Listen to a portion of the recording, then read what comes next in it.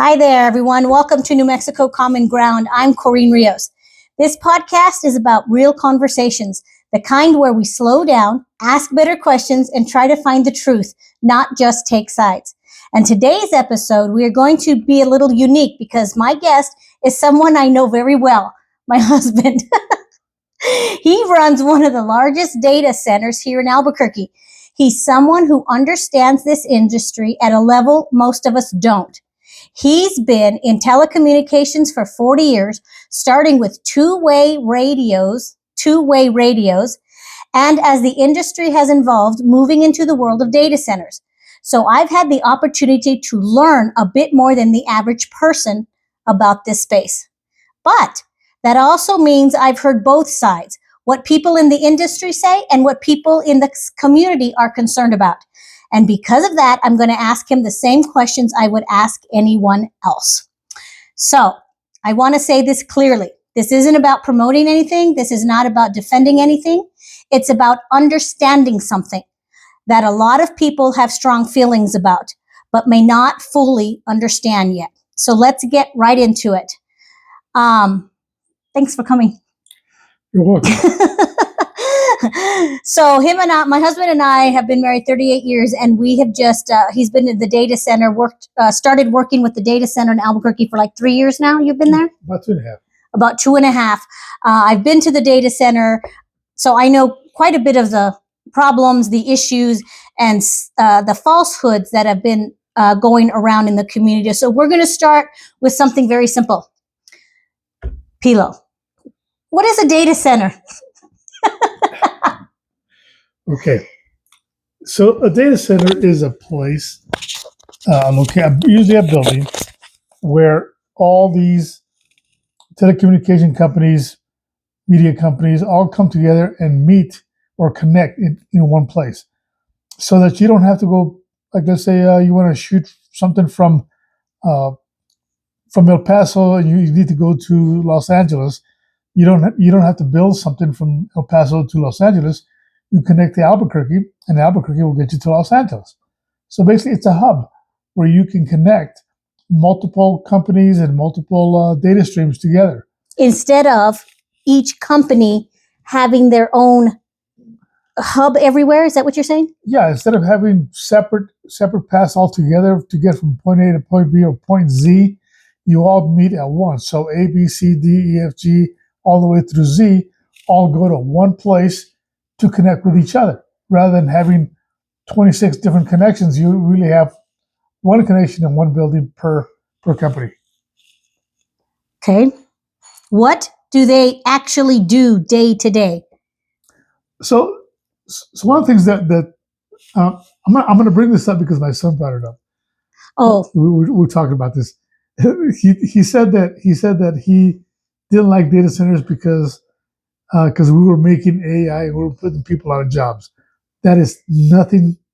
That has no truth to it whatsoever. So wait, before you go on, yeah, he was confused on what AI really is and then data centers. Yeah. And he was like commingling together. Right. And because he didn't like the AI, he didn't like data centers. Right. Okay. So a data center isn't AI. A data center probably has AI going through it, like everything else. Dish, Comcast, all these companies, Facebook, all these companies that are connected to the internet. That's what goes through a data center, not necessarily into the data center. In other words, we don't store information and we don't look at information. It's just passed through our facility. That's it. That's all we do with it. Now we may mix circuits and have blended circuits, but overall, we're providing connections for all these companies to bring you internet services. Okay, stop there. Mm-hmm. Can you tell us what entities, what companies use data centers that the average person may not realize? And let me tell you this, because I'll get on Facebook and we're talking about data centers. And the other day I said, I like data centers. And one guy says to me, you are a freaking moron. And I thought to myself, Here you are on a social media platform telling me I'm stupid for liking data centers.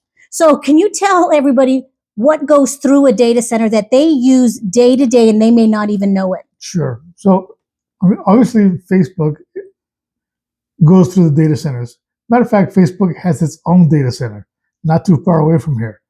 But if you're on the internet and you're watching Netflix or Amazon or Peacock, Apple or any of those things, your email servers, all that stuff, all of that goes through the data centers. And the reason it's important is because it actually makes it cheaper for everybody to operate. Wait, say that again? It makes it cheaper for everybody to operate because they go through the data center. So what about other things other than social media? Are there other companies that use data centers? Right, I just said Amazon, Netflix, all those services. Well, what about FAA? Yeah, and so the FAA, we have many government entities that go through data centers as well. It only makes sense rather than them having direct lines, let's say from a military base over to another government services. It's easier for them to just go through the data center because it's a quick connection. As a matter of fact, we can make that connection in about 10 minutes. So it's kind of like the infrastructure. The data center provides like the infrastructure so that these companies, governments can use. Well, it's. Let me try to explain it a little easier. Imagine that the internet is what our highways are, right? We have a lot of highways going everywhere. The data center is the hub or the highway interchanges for all this information. So instead of running I-25 all the way to Los Angeles, they come to Albuquerque, get on the hub, and they go to Los Angeles via I-40. That's kind of what a data center actually does. We're sort of the hub for the internet. Information age. Mm-hmm. So we have the FAA that goes through a data center. Is that correct? Yeah, but it's not just the FAA, right? I know. I'm just trying to let people understand that when they say they're against data centers, it's affecting more than they really realize. Yeah. If you've traveled and the FAA doesn't use the data center, well, that's going to cause an issue. Colleges, right, use data centers for teleclasses. If you ever done a telemed appointment with your doctor, that uses a data center. What else? All your cell phones. All your cell phones use a data center. Yeah, when you guys are on your cell phone, chances are you're probably going through a data center somewhere in the U.S. So if you're using TikTok and you're bad mouthing a data center, you're not making any sense because you're actually going through a data center to badmouth the data centers. Right. Is that a fair statement? Yeah. Okay. So why are we seeing so many data centers being built right now? Well, there's just a lot of bad information that's out there, and then people repeat it and they don't actually investigate it themselves. For example, we had this young man that made a statement in a forum where he basically said he had a bottle of water and he said, well, every AI search equals a bottle of water. And that's simply not true. That's kind of yes, we use water, but imagine imagine the water in your car to cool your engine, to cool the inner workings of the engine. That water is not wasted. You wouldn't go very far if that was true. That water is regenerated within the car's engine and the radiator. Same thing with the data center. We take water in and we do use it to cool the data center off, but we don't just waste it. We recycle it over and over again. And like your car, eventually we have to purge that water and get rid of it.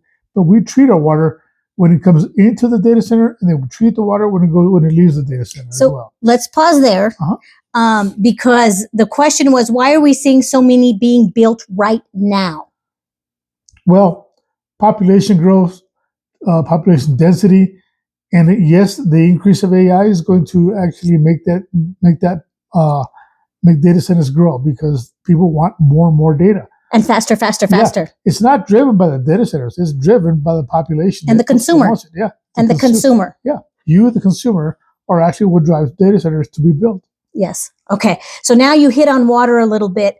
And And let's move on to some of the biggest concerns we're hearing. The one concern with the politician that you just brought up, he actually said 1 bottle of water per data search.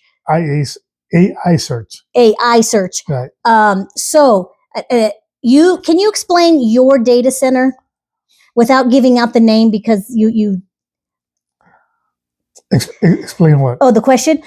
Well, your data center is a little unique because it's in Albuquerque, and it has tenants in the building that houses the data center. Right. So all data centers will vary in their type from one to the other. Sometimes data centers are not built to be data centers. The one in Albuquerque was actually an office building from the 1950s, and it was converted into a data center.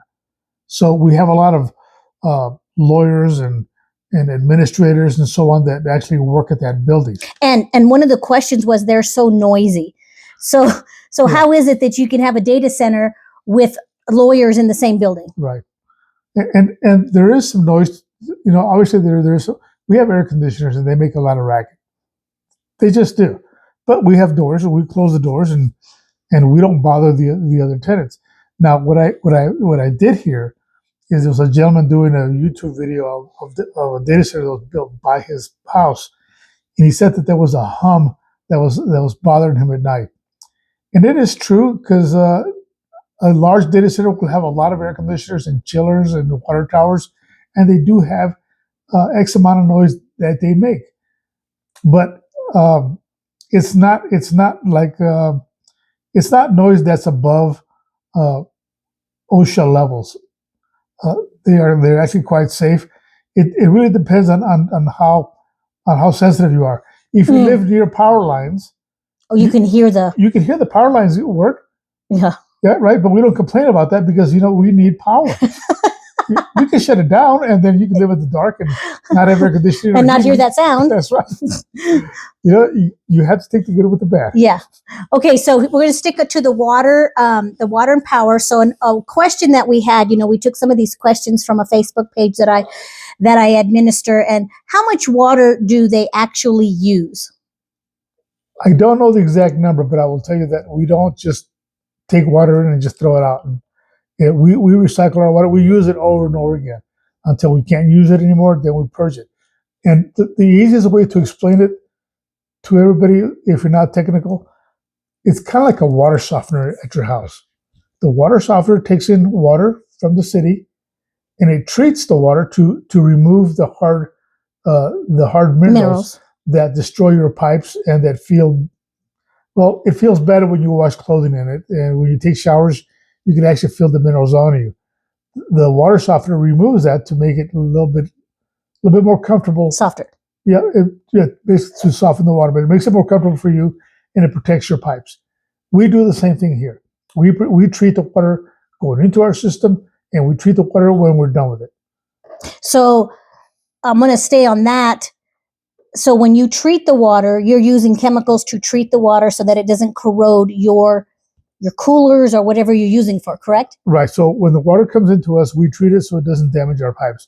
When we're done with it, and we're not really ever done with it, but we purge X amount of water per day or per week or whatever, but we treat that water so that it's not brought back out into the water system. So we treat it to make it safe. When you put it back down the drain. Right. Correct. Okay. And then what were you telling me one time, babe? Oh, wait, before I forget. So we also have people, a third party, who come in and they test the water every week, just to see where it's at chemically. So they test it and they treat it, and we keep our eyes on the water.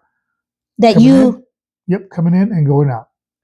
So it's not like you're using the water and then you're making the water toxic, because this is what I hear all the time. Yes. Oh, you're putting the toxic water down the drain, and so it's going to the neighbor's water.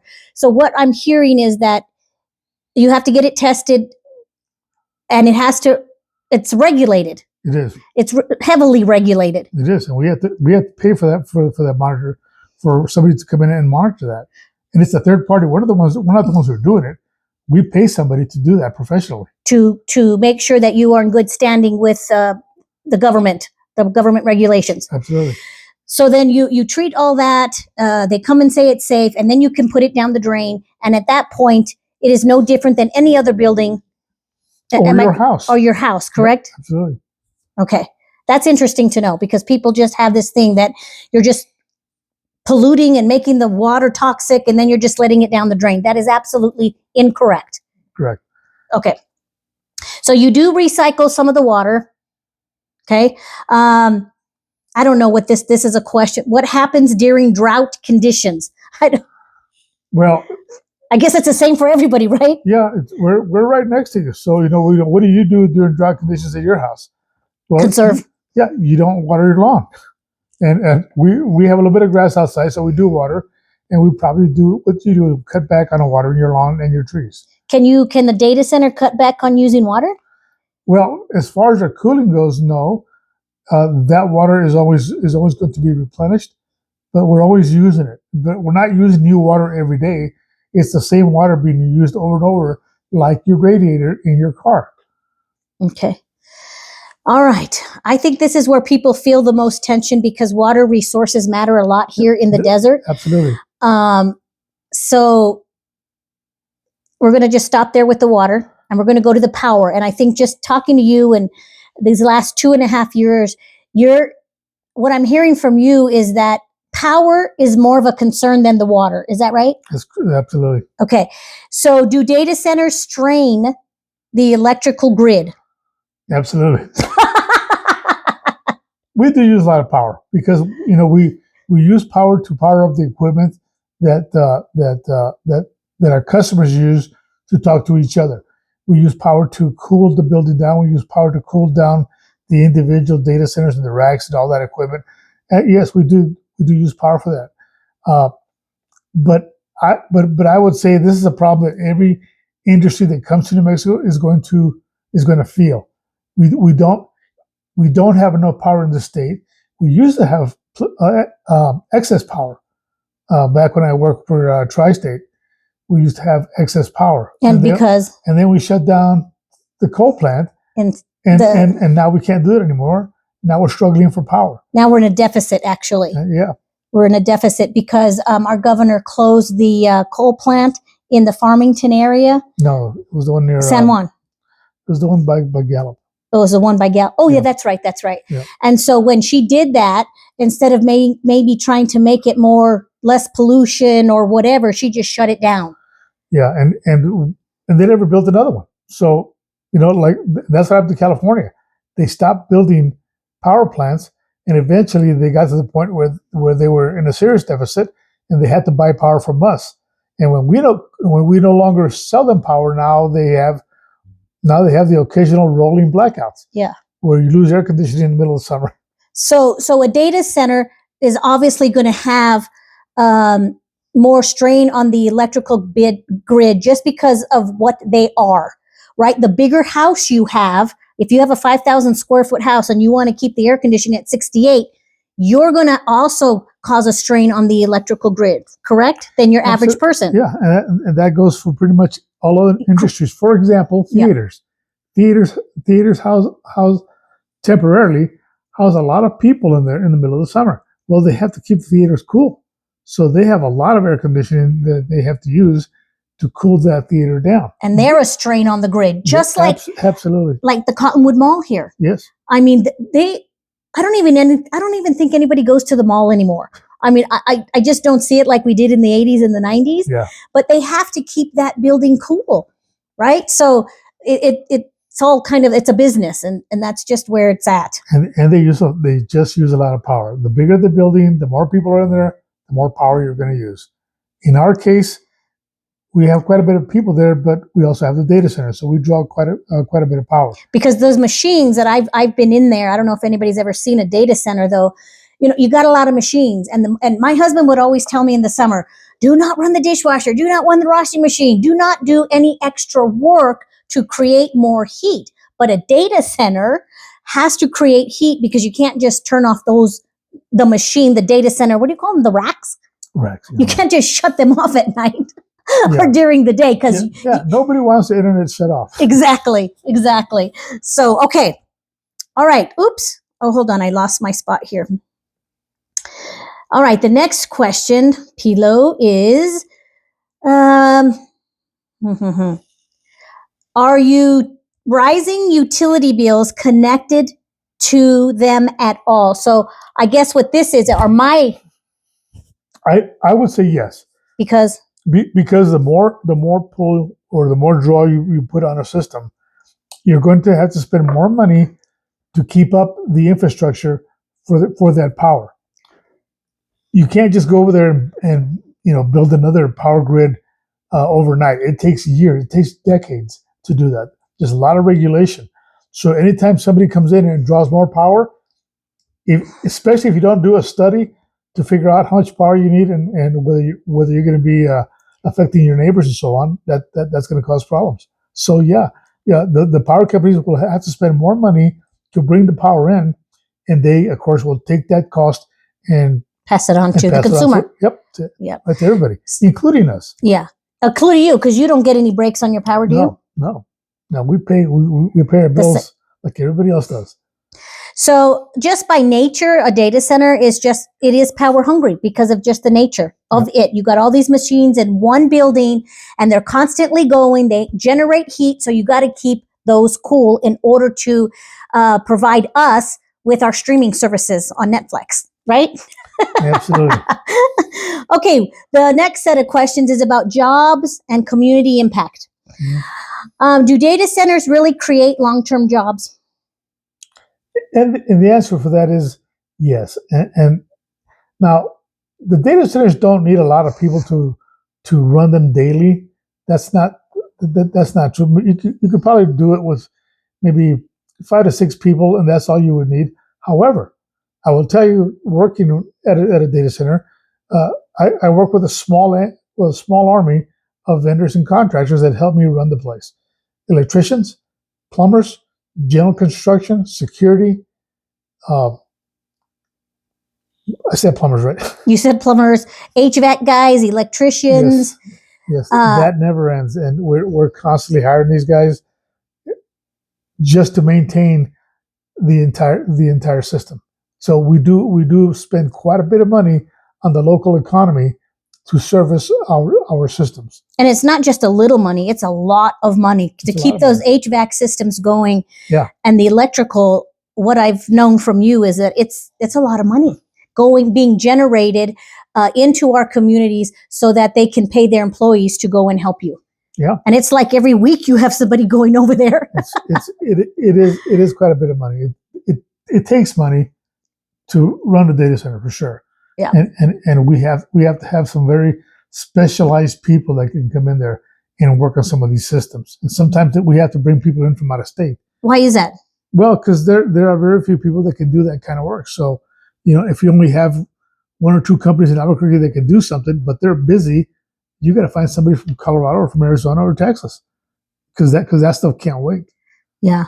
And so one of the biggest things you're coming up with is just skilled people in all areas. Is that correct? Absolutely. Yeah. You want to talk a little bit about that? Like what are you seeing? Like you don't have many. There's not a whole lot of choices in finding electric companies or plumbers or. Well, there's plenty of skilled labor here in Albuquerque. The problem is there's not enough of it, so that sometimes we have to look for other companies to come in and fill in the void. Albuquerque is not really all that much in the technical. Yeah, there's not a lot of high tech here. Most of it went off to Arizona, Colorado, and Texas.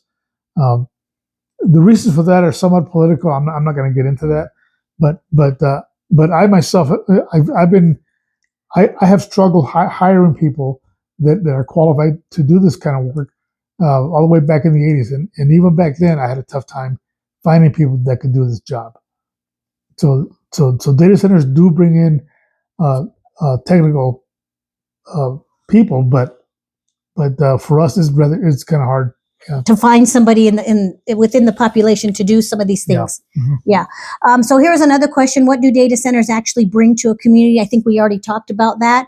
Do they contribute in a meaningful way beyond jobs? Yes, they pay taxes. They contribute by hiring businesses, which then hire people, right? So it's like a full circle.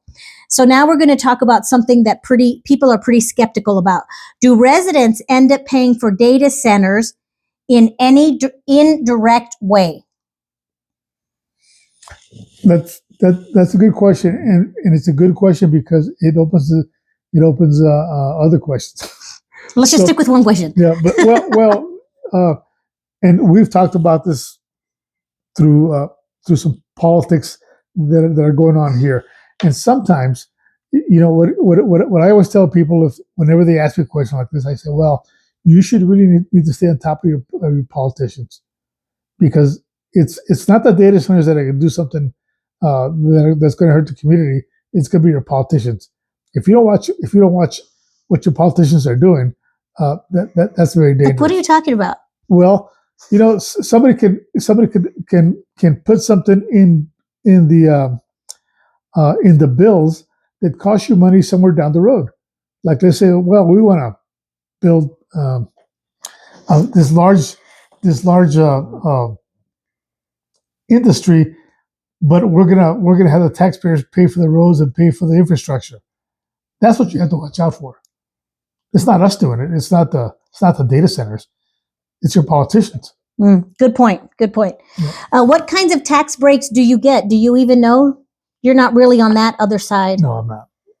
So he only manages the data center. He doesn't really have access to the other parts of the data center, because your company is nationwide, correct? Yes. It's big across the country. Do you guys pay property taxes? Of course. What? Of course. Of course they pay property taxes. Do you pay a lot, or you don't even know? You don't even know that? Yeah, I don't get those bills, so I really can't tell you what the numbers are.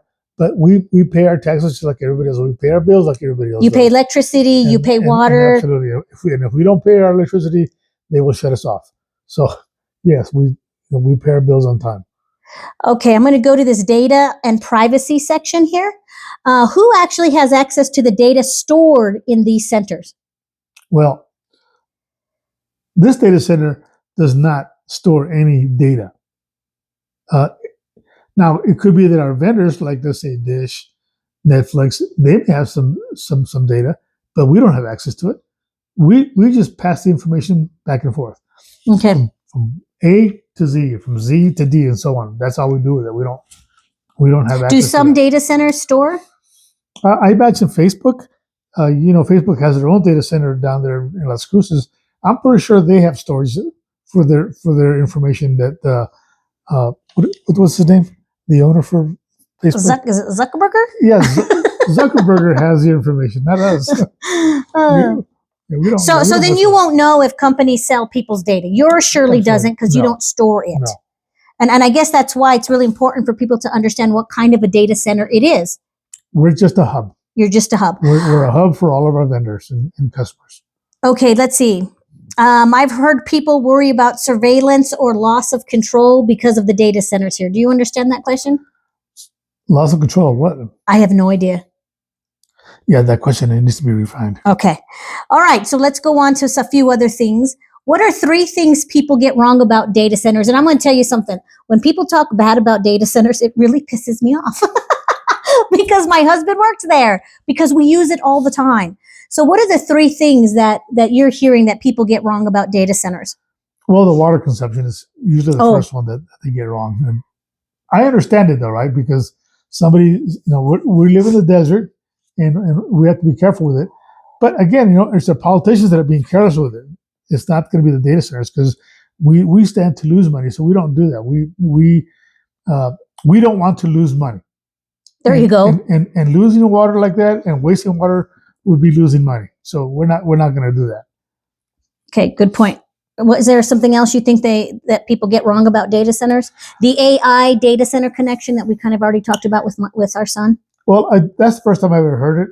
That my son brought up, said that we produced AI and we were putting People on out of job. work.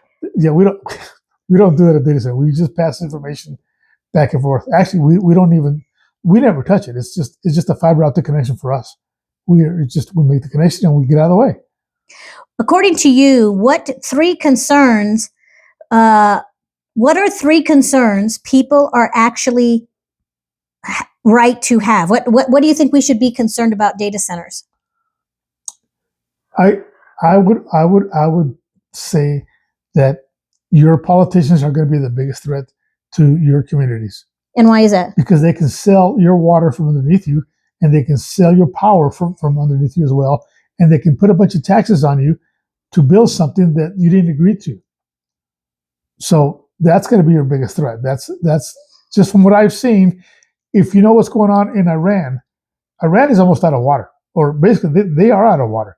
And that's because all their politicians sold the water out from underneath them. And all these companies came in and they used up all the water's gone. This is why we talk about in Rio Rancho, it's development, development, development, development. The water, right? The water in our aquifers probably can't sustain all of this new development coming up in Rio Rancho. And that's what you're talking about. Well, worse than that, nobody's even doing a study. Yeah. You're putting in large buildings with a lot of people and using a lot of water, and we are not paying attention to how much water they're using, how it's going to affect everybody else. That's more of a detriment to residents. That's not the company. That's the politicians allowing the companies to come in and doing whatever they want, and that's a mistake. Okay, so we're going to end this up here, Pilo. I want to just end on a personal note, not too personal though. Are you proud of the work that you do? Well, sure.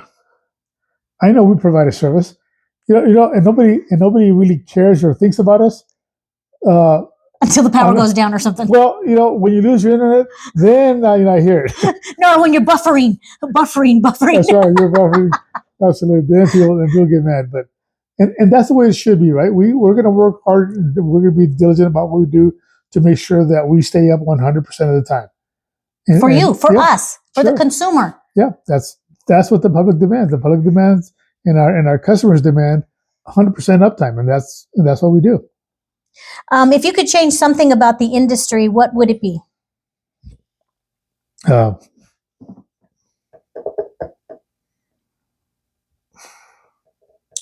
have to think about that. I know from a wife's perspective. Well, there's just a lot of things, So I don't have anything on top of my head that jumps out at me and says, "Well, I would change this," because I think we're doing a pretty good job of doing what we do. So I don't think there's a lot of improvement there. Maybe in the infrastructure between cities may be helpful if we cooperate with each other a little bit better. We could be more efficient in the way we use our fibers. Go ahead. What do you think if we just completely do not build more data centers? How is that going to impact our communities, the United States, globally? It's the same thing as not producing power plants. Eventually, you're going to use up what you have, and you won't have any more extra. The same thing will happen with data centers. The more population grows, the bigger the demand. The more our technology grows, the bigger the demand. And if you're not ready for it and you don't have data centers to do all this, you're going to have a hard time passing this information from one place to the other, and it's going to cost you more as well. And you're going to get left behind. Well, yeah. You're going to just get left behind the rest of the countries who are embracing the data center or putting up nuclear power plants to power the data centers. Am I right? That's my personal thought. Nobody else's thought.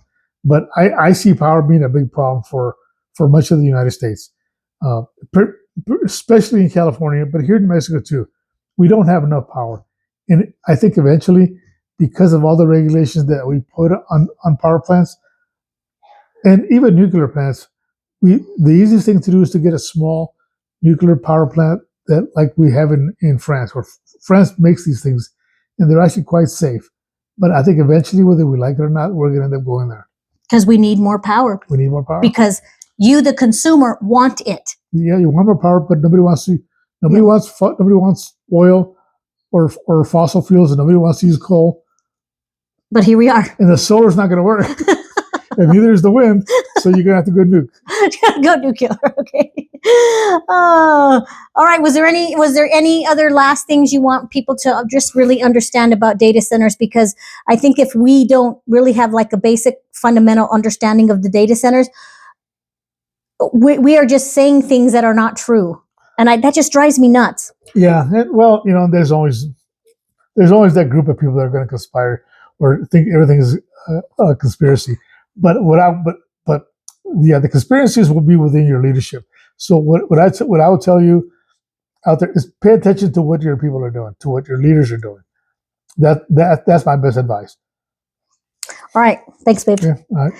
This is why we wanted to have this conversation. Not tell people what to think, but give them better information so they can think for themselves. Because when we understand something better, we can have better conversations about it and maybe even find some common ground. Thank you for being here, and we'll see you guys next time.